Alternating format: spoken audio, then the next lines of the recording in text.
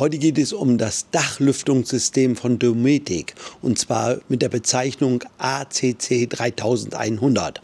Das Gerät habe ich mir vor 3 Monaten hier einbauen lassen in unseren neuen Vario. Und darüber möchte ich über die Erfahrungen berichten und zum anderen möchte ich über einen Einbau, den wir uns gleich anschauen bei Horst, meinem Kumpel Horst. Der hat nämlich auch so ein Gerät und baut das selber bei sich ein. Darüber möchte ich berichten. Herzlich willkommen zu diesem Video.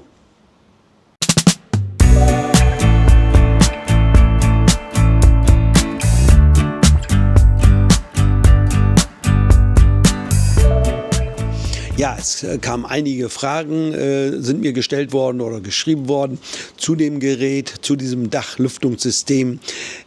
Vielleicht eines vorweg, also das Ganze ist keine Klimaanlage. Wenn ich richtig runterkühlen will, dann muss ich eine Klimaanlage haben. Dieses Gerät ist in erster Linie dazu da, um die Luft im Wohnmobil zu reinigen, dass man schöne frische Luft hat, ohne jetzt großartig die Fenster aufzumachen. Wenn man kühlen will, kann man auch damit. Allerdings funktioniert es nur so, wenn es über Tag sehr heiß war und am Abend wird es kühler, dann kann man eine Stufe einstellen, das nennt sich Turbo, und dann holt er von draußen die kalte Luft rein und zieht die warme Luft raus. Das funktioniert, aber natürlich auch nur bis zu einem gewissen Grad. Ja, jetzt muss ich vielleicht ein bisschen weiter noch ausholen, und zwar haben wir in unserem Wohnmobil das Gerät hinten im Schlafbereich einbauen lassen. Dort war ein Dachfenster drin, was wir in unserem vorherigen Wohnmobil nicht hatten. Dort hatten wir kein Dachfenster drin. Jetzt sagt der Hersteller, er muss ein Fenster dort einbauen, um eine Zwangsbelüftung zu haben. Ist vorgeschrieben. Gut, also ein Dachfenster hätte ich gar nicht gerne gehabt, einfach aus verschiedenen Gründen. Einmal, man hört den Regen oder alles, was laut ist draußen, hört man über ein Dachfenster doch eher, als wenn es eine geschlossene Decke ist. Gerade wenn es regnet, dann prasselt es auf diese Kunststoffdächer und das ist unangenehm. Hinzu kommt, ich habe dann die Dachluke mal aufgehabt in der Nacht. Einmal fällt doch dann schnell kalte Luft rein und zum anderen macht das Fenster, unser Dachfenster, zumindest ein Geräusch. Das heißt, wenn Wind da war, dann klapperte das immer so ein bisschen und das hat uns dann auch gestört. Jetzt zu der Funktion so ein bisschen. Also ich kann das Gerät nicht 100% erklären. Dazu gibt es aber die Möglichkeit im Internet, sich das genau durchzulesen, wie das Ding funktioniert. Es ist eine Keramikwabenplatte dort drin, die irgendwie mit 2 Lüftern zusammen die ganze Geschichte da macht. Das heißt also, dass der die Luft reinigt und auch die kalte Luft nicht nur reinholt und warme Luft rausnimmt, sondern über diese Keramikplatte wird die Temperatur oder dieser Temperaturausgleich geregelt. Aber es kommt noch hinzu, dass man zum Beispiel auch weniger Staub in der Luft hat. Also in unserem Gerät ist, ich weiß nicht, wie das heißt, was verbaut, das diesen Staub ja, zusammenfügt, hätte ich beinahe gesagt. Also dass das in den Filtern hängen bleibt. Wir merken es selber, dass wir im Mobil nicht mehr so viel Staub haben. Sonst haben wir immer, gehst du nur über irgendein kleines Fensterteilchen da und hast so gleich Staub am Finger. Das ist jetzt nicht mehr so der Fall. Auch kann man mit dem Gerät die Luftqualität sehen. Das heißt, ich habe eine App und auf dieser App wird mir angezeigt, welchen Wert oder wie gut die Luft im Wohnmobil ist. Da gibt es dann einen Wert, der zwischen 50 und kann bis zu 400 sein. Umso niedriger der Wert ist, umso besser ist die Luftqualität. Das habe ich mehrfach probiert. Das heißt, wenn man mit mehreren Personen im Mobil länger sich aufhält und kein Fenster auf hat, dann sieht man sofort auf dieser App die angezeigte Qualität, dass sie schlechter ist. Und wenn man das Gerät in Betrieb hat, wir haben zum Beispiel immer auf Automatik, dann hält dieses Gerät die Luftqualität immer auf einem vernünftigen Level, auf einem guten Level. Dieses Gerät hat, ich glaube, 4 verschiedene Möglichkeiten, Einstellungen, die man nutzen kann. Einmal ist die Automatik-Einstellung, die kann man eigentlich immer laufen lassen, dann hört man das Gerät ganz, ganz leise. Dann gibt es eine Einstellung, die heißt Sleep. Die stellen wir ein, wenn wir in der Nacht oder wenn wir zu Bett gehen. Dann schalten wir den auf Sleep. Dann läuft das Gerät ganz, ganz ruhig und schaltet sich auch nur dann ein, wenn er meint, die Luft muss wieder gereinigt oder muss verbessert werden. Dann gibt es eine weitere Einstellung, die ich eben schon genannt habe. Das ist Turbo. Die kann man einschalten, um jetzt die Luft oder die Lufttemperatur etwas runterzubringen am Abend. Dann holt er die kühle Luft rein und zieht die warme Luft raus. Dann gibt es noch eine Einstellung, die heißt Storage. Das heißt, wenn man das Wohnmobil abstellt für einen längeren Zeitraum, schaltet man diese Möglichkeit ein und dann hält er die Luft nicht nur sauber, sondern auch die Luftfeuchtigkeit wird über das Gerät geregelt. Er merkt sofort, wenn dort irgendwas nicht stimmt, dann wird das Gerät auch schon mal ein bisschen lauter, dann läuft das mal etwas schneller. Habe ich alles durchprobiert. Auch das funktioniert nach meinem Gefühl alles sehr gut. So, das war es erstmal im Großen und Ganzen zu unseren oder meinen Erfahrungen hier mit diesem Lüftungssystem.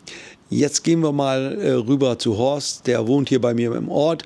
Da fahre ich jetzt gleich hin und da werden wir dann ein bisschen was über den Einbau dieses Gerätes zeigen.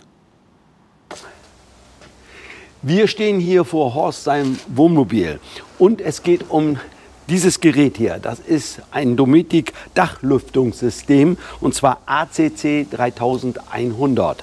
Und das Gerät will Horst hier in seinem Mobil einbauen. Genau. Horst, was für Gründe gibt es, dass du das Gerät einbauen willst? Also wir haben an der Stelle, wo das eingebaut werden soll, schon eine Dachluke, genau passend zu diesem Teil, 40 x 40. Und diese Dachluke, die ist über unserem Bett hinten, wir haben ja hinten die Eckbetten. Und diese Dachluke benutzen wir nie, außer dass sie immer klappert und so hat die für uns keinerlei große Vorteile. Nun habe ich ja von dir gehört, du hast schon so ein Teil drin, dass das also ein echt tolles Teil ist. Vor allen Dingen immer frische Luft. Es ist ja keine Klimaanlage in dem Sinne, aber was wir auch schon immer hatten, dass die Fenster geöffnet waren, dann war es laut oder es zog durch. Und ich hoffe, dass ich das damit kompensieren kann, die Fenster geschlossen lassen kann und trotzdem schöne Luft hinten habe. Ja. Das ist eigentlich mein Beweggrund. Das muss ich sagen, die Funktion habe ich ja schon mal erklärt von diesem Gerät. Das werden wir jetzt nicht alles hier nochmal wiederholen. Hier geht es jetzt um den Einbau. Und zwar hat Horst hinten im Schlafbereich ein Dachfenster mit der Größe 40 x 40 cm. Und da passt das genau rein. Und da soll das Gerät, und da werden wir den Einbau zeigen. Und ja, mal gucken, was sich so weiter dabei ergibt, was man alles da zu erklären muss und zeigen muss. Das muss ich vielleicht jetzt noch mal hinzufügen. Dieses Gerät sieht ein bisschen anders aus als mein Gerät.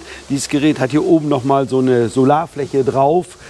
Dazu kann ich im Moment wenig sagen. Ob man das ganze Gerät mit über diese Solarfläche betreiben kann, entzieht sich im Moment meiner Kenntnis. Da müsste man noch mal recherchieren. Das ist ganz neu, einer der letzten Entwicklungen. Ja. Und es wird wohl nicht klappen in unseren norddeutschen Gefilden. Also man muss schon Strom dazugeben, zu der ganzen Geschichte. Ne? Ja, das müssen wir sagen. Also das Gerät muss natürlich an 12 Volt angeschlossen werden, verbraucht relativ wenig Strom, also im Schnitt so 10 Watt und das natürlich recht wenig. Das muss ich noch ergänzend hinzusagen. Mein Gerät hat kein Solarfeld oben drauf, deshalb kenne ich mich da nicht so aus. Ich weiß aber inzwischen, dass es da verschiedene Versionen gibt. Und unter anderem gibt es eine mit diesem Solarfeld und einer Lithiumbatterie, so dass man das Gerät auch ohne Anschluss von 12 Volt betreiben kann. Natürlich nur, solange man Sonne hat. Genau, ja, das wollen wir jetzt gleich mal zeigen. Horst nimmt das alte Fenster gleich mal raus, das Fenster oder beziehungsweise versuchen es jedenfalls. Die Dachluke müssen wir gleich mal rausnehmen. Das ist vielleicht nicht so ganz einfach, aber wir haben uns sowas nie gemacht. Nee, aber schon mal viel gesehen, wie andere das machen. Ja. Wir hoffen, dass wir das in einem Stück rausbekommen. Genau. Also geht's los. Wir machen jetzt weiter und gehen gleich rein und dann zeigen wir, was wir da alles so machen. Horst hat den Rahmen von dem alten Dachfenster schon entfernt, hat sich im Baumarkt eine Einhandstütze gekauft und ein Brett zugesägt. Diese Eine Handstütze setzt er auf den Boden vom Wohnmobil und das Brett hat er dann an den Rahmen, der noch bleibt, vom Fenster angesetzt. Und so kann er dann mit dem Druck das alte Fenster anheben oder rausdrücken nach oben hin. Und das Ding war dann noch da setzen. So. Weil ich sonst an die Kante komme.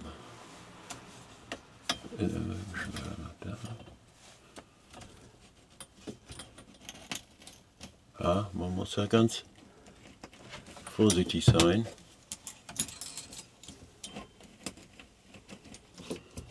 Aber es kommt. Ja. Oh, jetzt sieht man das, ja. Jetzt kommt der ganz... Zieht sich. Guck hier. Ich würde sagen, es ist raus. Ja, würde ich auch so sehen. Ich nehme dir das gleich mal eben ab. Zieht sich auseinander. Oder nimmst du das rein? Geht das rein? Frage. Nee, das glaube ich auch. Ja, nee. Nee. Ich kann das nur so mal herziehen hier. So.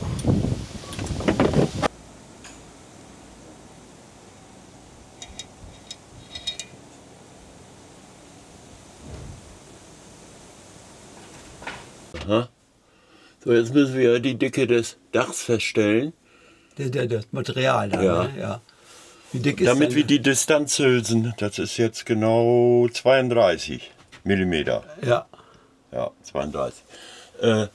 Hier ist ja schon ein Holzrahmen drin. Wenn man jetzt so ein Ding einbauen würde und man müsste das Loch schneiden, dann müsste man hier noch einen Holzrahmen einsetzen. Da ja aber ein Fenster drin war, ist das ja nicht erforderlich.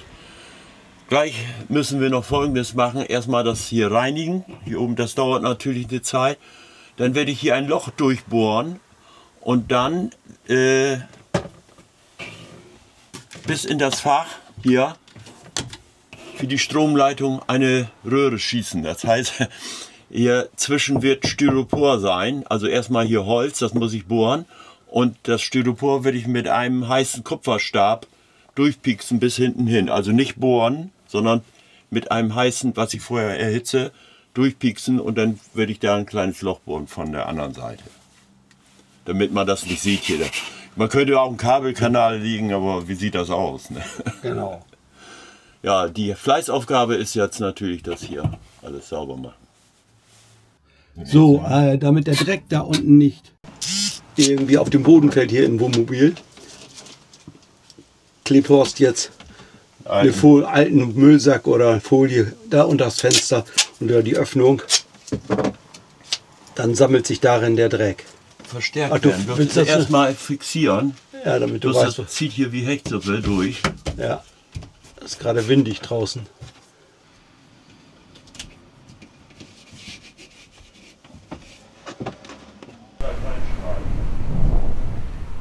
Jetzt muss das Ganze von oben natürlich auch gereinigt werden. Das alte Dichtungsmittel und jeglicher Dreck muss da runter und abgekratzt werden. Und dann muss man mit einem entsprechenden Reinigungsmittel die Oberfläche nochmal sauber reinigen, dass sie komplett auch fettfrei ist, damit das neue Dichtungsmittel auch hält. Ja. Ja, da muss nachher natürlich super sauber gemacht werden, aber erstmal Das grobe Zeug runterkriegen. Ja. Dann losgehen? Ja, so. Erzähl uns, was hast du gemacht? Ja, jetzt geht es um Folgendes. Gereinigt haben wir das jetzt super, alles vom Feinsten. Besser geht's nicht. Und jetzt brauchen wir das Loch für das Stromkabel. Da das jetzt ja hier außen Holz ist, der Rahmen, muss ich da erstmal bohren. Und dahinter ist Styropor, dann sehen wir weiter.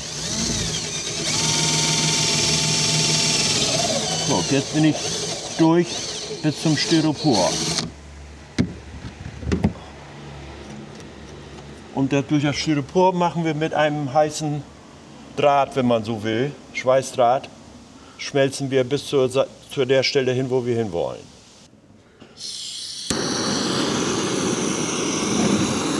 Ja, jetzt wird diese Stange erhitzt und wenn die warm ist, kann man die hoffentlich ganz leicht durch das Styropor durchschieben, durch die Isolierung.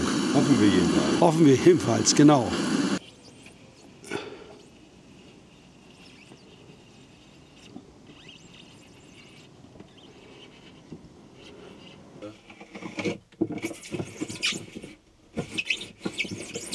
Das muss richtig zerschmelzen, damit das nicht krümelt. Weißt du, dann bleibt das schön glatt, die Wandung. Im Schrank wird dann ja in die Decke ein Loch gebohrt. Dort wird dann das Kabel ja durchgezogen. Damit man an der richtigen Stelle bohrt, zeichnet man sich das so in etwa an und bohrt dann ein etwas größeres Loch in die Decke. Natürlich nur durch die erste Schicht bis in die Isolierung. Dann schiebt man nochmal die Stange rein und fühlt, ob die an der richtigen Stelle auch ankommt. Und dann kann man das Kabel einziehen. Siehst du, jetzt ist ja schon mal was wert. Jetzt könntest du mir das Kabel geben. Ja. Das liegt auf dem Tisch. Ich habe da mal ein bisschen länger vorbereitet. Ja. Zu lang ist nicht so schlimm wie zu kurz. Genau. Vielleicht muss ich jetzt vorne aneinander binden. Sieht das schon mal gut aus. Ja. Ja? Ja. Das müssen wir alles da durchschieben, durch dieses untere Teil. Das dürfen wir nicht vergessen. Die Abstandshülsen für das weitere Teil, was von unten eingeschraubt wird, müssen auf Länge geschnitten werden. Das ist bei Horst bei 32 mm Dachstärke 10 mm. Hier gibt es jetzt eine Tabelle. Und zwar ist unser Dach 32. Das heißt, die Länge der Distanz ist 10. Also muss ich in Millimeter natürlich. Jetzt muss ich da 10 mm absägen. Das sind diese Distanzhülsen. Ja, das hat folgende Bewandtnis, damit je nach Dachdicke das nicht unendlich zusammengequetscht werden kann beim Anziehen jetzt der Geschichte, die von unten untergeschraubt wird. Sonst könnte man so weit drehen, dass sich dieses ganze Dichtungsmittel einfach zur Seite wegquetscht. Das gehe ich davon aus, damit verhindert werden. So, diese Hülse, die ich dann noch absäge auf Länge, die kommt dann hier hinein. Und dann wird das Ganze zusammengebaut und hat je nachdem, wie viel ich jetzt hier abgesägt habe, geht das dann zusammen. Das ist eigentlich genial gedacht. Jetzt kürzt Horst die Abstandshülsen mit einer kleinen Säge, schleift sie noch etwas nach, damit sie glatt sind. Das Ganze ist etwas mühsam, aber es nutzt sich, muss gemacht werden. Jo, jetzt haben wir das Gerät hier nach oben getragen. Ja, und nun Dann wollen haben wir auf der... Ja, erstmal trocken einsetzen, ob es überhaupt passt. Ne? genau. Nicht, dass da nachher schon überall der Kleber dran ist und dann passt das alles nicht. Ich weiß nicht, ob das so geht. Ja, das sieht auch von innen so aus. Das passt gut. Man muss nur ein bisschen nachhelfen mit der grauen Dichtung, dass die in die Öffnung rutscht. Jetzt wird's ernst. Jetzt wird der Lüfter eingeklebt. Gut. Schauen wir mal. Kabel alle in der Mitte. Ja. Versuchen wir da mal eine halbwegs gute Naht hinzukriegen. Was? Ja.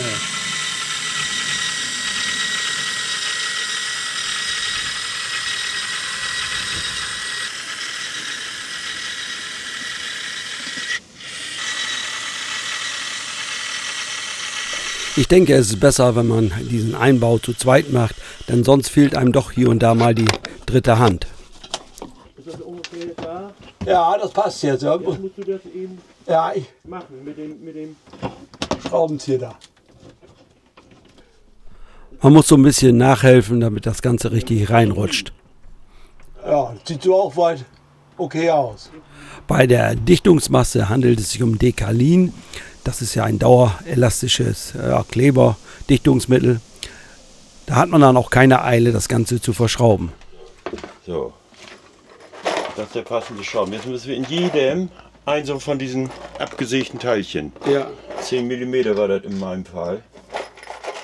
3, 4. Muss ja da auch hin. Das heißt,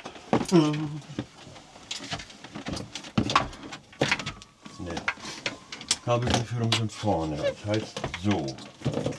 So muss er da hin. Und was ist mit den ganzen Kabeln, die da noch runterhängen? Die müssen alle durch. Die müssen alle durch. Ja. Teufel liegt immer im Detail. Der muss hier durch, hier durch. Darf natürlich keinen vergessen, nachher kommt er nicht mehr dran. Ja.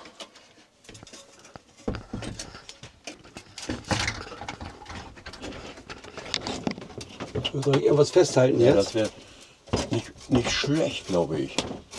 So insgesamt das Ganze. Aber das Ja, du musst jetzt vielleicht eine Schraube. eine Schraube reindrehen irgendwo. Ja. Versuchen jedenfalls. Ja, Ich weiß ja nicht, ob ich das erwische jetzt. Genau das richtige Loch. ach so.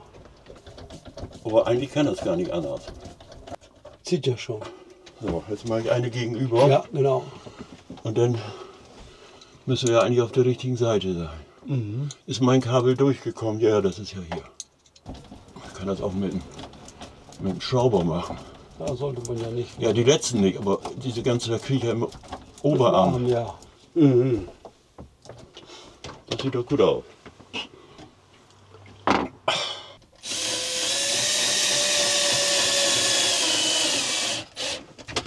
Das wird dann mit 12 Schrauben festgezogen. Ja. Ah ja. Das ganze System besteht aus 4 Teilen. 2 haben wir ja schon verbaut. Jetzt sind wir beim dritten. Das ist eine Kunststoffplatte mit einer Elektronik drauf. Die Platine für die gesamte Steuerung. Das wird nachher alles verlegt, weißt du, da in dem. Ich weiß nicht, ob das irgendwo geklickert werden muss. Wird das nicht verschraubt? Ja, aber erstmal muss er doch eine Führung haben.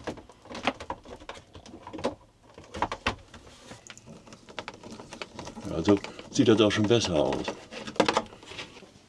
Ich mache mal erstmal vorsichtig so. Licht, dass die Lichterkette hin. Ja, da ist doch das Licht hinterher. Auf der Platine sieht man ein Display. Dieses Display kann man nutzen zur Bedienung, wenn man nicht die App nutzen möchte. C1 ist an der Seite. Das ist C1, das ist Strom von außen. Es ist ein Plan dabei, wo die einzelnen Stecker genau auf der Platine hin müssen. So, wir haben das Gerät jetzt hier schon in Betrieb ohne Stromanschluss. Jetzt wissen wir auch, dass das schon allein mit Solar läuft. In dem Gerät ist eine kleine Batterie verbaut. Ein Akku. Oder ein Akku, richtig. Dieser Akku, der hält maximal für einen Tag und wird gespeist über die Solarfläche hier oben auf dieser Dachhaube dann. Das heißt also, man kann den auch ohne Stromanschluss, also 12 Volt, laufen lassen. Hat natürlich dann irgendwo ein Problem, wenn keine Sonne mehr scheint und der kleine Akku leer ist. Gut. Alles Weitere werden wir jetzt, Horst muss noch anschließen hier. Die 12 Volt, das Kabel hängt hier noch runter. Ordentlich verkabeln hier das ordentlich Ganze. verdrahten. Aber wir haben schon getestet. Man sieht auch schon außen, das Licht brennt, leuchtet. Wir haben schon Die App will getestet. ich jetzt noch Und dann installieren, wird ja. das Ganze hier, kann man ja auch über die App steuern. Die App wird Horst sich gleich runterladen und dann geht's weiter. Horst, es sieht doch gut aus alles. Das Ja. Licht leuchtet, das Gerät läuft und ja, die Luft wird schon gereinigt. Ja, was hast du noch gemacht? Das Werk ist getan, wie man so schön sagt. Einzige, was noch fehlt, ist, dass wir zum Schluss hier den Deckel aufsetzen. Das ist Ja. dieser mit dem Filter drin, der Innenfilter. Ja, ja. Dieses musste man jetzt noch eben alles so ein bisschen festmachen, damit das alles untergebracht wird. Die Kabel hingen ja hier raus. Und es hat auch auf Anhieb geklappt. Zurzeit läuft sie auf Akku, das heißt, es ist noch keine externe Stromquelle, also die 12 Volt sind nicht angeschlossen. Wollte ich mal testen, wie lange das wohl so hält, ne? Genau. Nein, du hast es angeschlossen, hast aber abgeschaltet, die Ja, Spannung. die externe Spannung ist abgeschaltet. Geschaltet. Das heißt, dieses ist ja ein Läuft jetzt schon so einige Stunden auf dem eingebauten Akku. Was ich zwischenzeitlich noch mal geguckt habe, der Akku soll 6 Ampere-Stunden haben, falls, das hatten wir, glaube ich, vorhin noch nicht erwähnt. Ne? Wie lange das jetzt hält, man hat uns gesagt, von Dometic circa ein Tag, also Ja. würde ein voller Akku halten. Ne? Richtig. Wenn jetzt natürlich keine Sonne kommt, dann sieht es schlecht aus, dann muss man einen externen Ja. Spannungsanschluss haben. Hier ist ein fest eingebautes Solarfeld. Oben haben wir ja gesehen, als wir das Gerät kurz gezeigt haben. Und dieses Solarfeld speist einen Akku. Ja. Mit diesem Akku wird dann das Gerät betrieben. Richtig. Das heißt also, rein theoretisch könnte man auch ganz ohne eine Stromquelle auskommen. Theoretisch, ja. Und dann das über Solar betreiben. Aber nicht immer scheint die Sonne. Deshalb ist natürlich eine Stromversorgung schon irgendwo wichtig. Ja, also da gehe ich mal von aus. Ne? Denn immer Sonnenschein, ne? Wünschen wir uns zwar alle, haben wir wahrscheinlich aber nicht immer. Ja, ja. So, du hast dir jetzt ja schon mal die Lautstärke angehört von dem Gerät, weil das ja auch immer ein Thema ist. Wie siehst du das? Ist das also ich habe das Ganze, das vorweg nochmal, es wurde eben schon über Bluetooth an eine App angeschlossen. Ja. So, jetzt gucken wir da mal eben rauf. Meinetwegen hier wo Automatik steht. Da kann ich das ein- und ausschalten. Hier kann ich ob der jetzt auf Automatik laufen soll, also dass er selbstständig ist, oder auf Turbo. Wenn ich jetzt, er soll voll losdampfen, mache ich jetzt mal an. Dann könnt ihr vielleicht auch alle hören. Ja, ich glaube, das hört man jetzt. Jetzt läuft er. Es ist schon ein bisschen lauter. Ne? Ja, richtig. Und dann kann ich jetzt noch mal auf Sleep, machen wir jetzt mal. Also ist er genau, jetzt kaum noch wahrnehmbar. Aber man hört es noch ganz leicht, muss man sagen. Ne? Weil wer ganz empfindlich ist, ist das natürlich. Ja. Aber das ist akzeptabel. Dann kann ich hier noch mal auf Storage gehen. Das ist dann, wenn ich das Mobil abstelle, einfach irgendwo in der Garage oder auch längere Zeit, dann bleibt das alles konstant. Die Luftfeuchtigkeit und so weiter wird dadurch geregelt. Ne? Genau. Und dann haben wir noch was? Ah ja. Und Automatik, das hatten wir. Da habe ich das. Also das ist die Automatik, das nutze ich am häufigsten, die Einstellung Automatik. Und wenn wir zu Bett gehen, schalte ich es immer auf Sleep. Und dann mehr brauche ich eigentlich im Prinzip nicht ändern. Gut, wie du schon gesagt hast, wenn man es abstellt, dann kann man auf Storage schalten und dann funktioniert es auch gut. Auch das muss man vielleicht noch hinzufügen, das Gerät reinigt nicht nur die Luft und macht eine angenehme Luft überhaupt, sondern auch die Luftfeuchtigkeit wird dadurch konstant gehalten. Ja, oder auch stark reduziert. Vielleicht, wenn einer sagt, ich habe immer ganz doll beschlagene Scheiben, ob das ganz weg ist, wird die Praxis zeigen. Also ich kann das nur aus der Theorie sagen. Also wir haben es ja jetzt noch nicht getestet. Aber irgendwann werde ich mich bei dir ja auch noch mal melden und meine Erfahrungen kundtun dann, ne? Was da ist, ne? Sache ist. Ja. Okay, ich glaube, das war es im Großen und Ganzen. Noch ganz kurz vorweg, der Staub wird reduziert. Also das ist ja auch eine Sache, vielleicht haben wir das noch gar nicht gesagt. Hatte ich schon mal bei mir schon. Das ist den sieht man jetzt nicht mehr, der ist oben im Top, denn ein Ionisator. Das Ganze, das riecht so ein bisschen nach Ozon, so ganz leicht, ne, wenn einem das was sagt. Und der zieht den Staub an, wird aber nicht hier irgendwo gesammelt, sondern verteilt sich, so wie man uns das gesagt hat, in kleinen Kügelchen irgendwo in der Ecke, die man dann aufsammeln kann. Ja, jetzt übertriebenermaßen. Ne? Aber er liegt nicht einfach immer so, wie man das so sieht, vorne auf dem Armaturenbrett, auf den Schränken und so weiter. Gut, wenn man jeden Tag Staub wischt, fällt das auch nicht auf. Aber man möchte ja auch nicht gerne unbedingt Staub in der Luft haben. Ne? Das ist ja in so einem kleinen Raum nicht so schön. Ne? Ja, die genaue Information, was das Gerät alles kann, das werde ich auch unter das Video in den Text mit einfügen. Das findet man auch im Internet unter Dometic und das Gerät heißt ja ACC 3100. Ja. Und da kann man auch alles nachlesen, was das Gerät im Einzelnen kann, was wir jetzt hier vielleicht nicht alles erwähnt haben. Genau. Ja, da brauchen wir nur noch den Deckel drauf. Ja, dann bauen wir eben den Deckel drauf. Ja, ob uns das jetzt auf Anhieb gelingt, ich habe es noch nie gemacht. Ich habe erstmal schauen. Ist eine relativ einfache Geschichte. Müsste theoretisch. Ja.